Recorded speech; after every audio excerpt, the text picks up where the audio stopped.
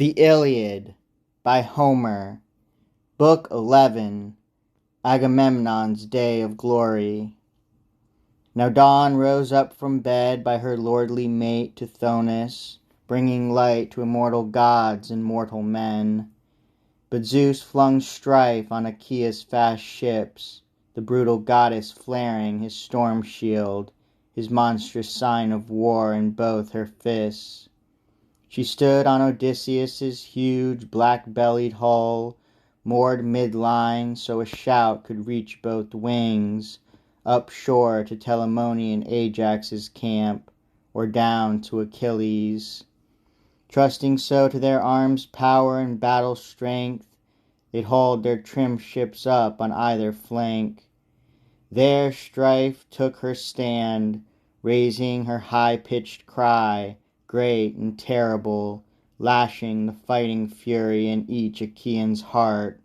No stopping them now, mad for war and struggle. Now, suddenly, battle thrilled them more than the journey home, than sailing hollow ships to their dear native land.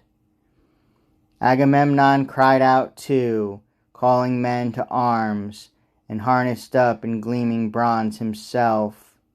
First he wrapped his legs with well-made greaves, fastened behind the heels with silver ankle clasps, and next he strapped the breastplate round his chest that Cinyras gave him once, a guest gift long ago.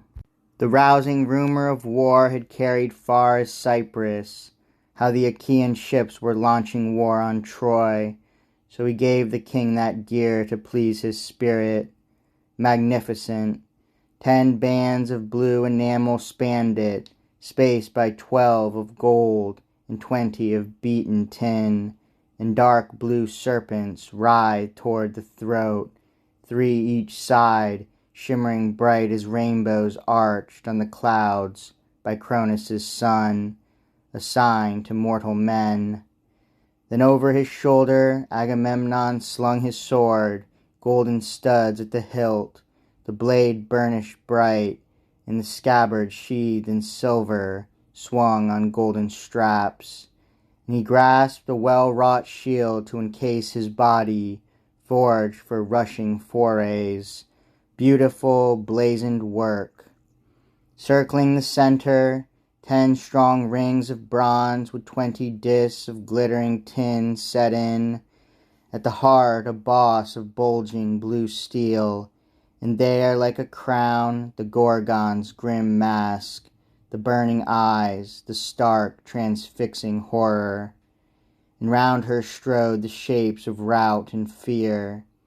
The shield belt glinted silver, and rippling on it ran a dark blue serpent, 2 heads coiling round a third, reared from a single neck, and twisting left and right.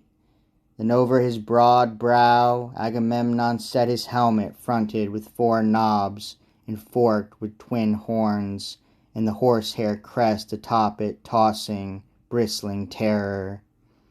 And last he picked up 2 tough spears, tipped in bronze, honed sharp, and the glare flashed off their brazen points and pierced the high skies. And awe-struck at the sight, Athena and Hera loosed a crack of thunder, exalting the great king of Mycenae rich in gold. At once each captain shouted out commands to his driver. Rein the team by the trench, good battle order now, while the men themselves, armed for full assault, leapt down and swarmed to the trench's edge on foot, and a long undying roar went up in the early dawn. Well ahead of the war cars they reached the brink, closed ranks as drivers backed them yards behind. But Zeus drove a swirl of panic deep in their lines, and down from the vaulting skies released a shower raining blood. For Zeus was bent on hurling down to the house of death a rout of sturdy fighters.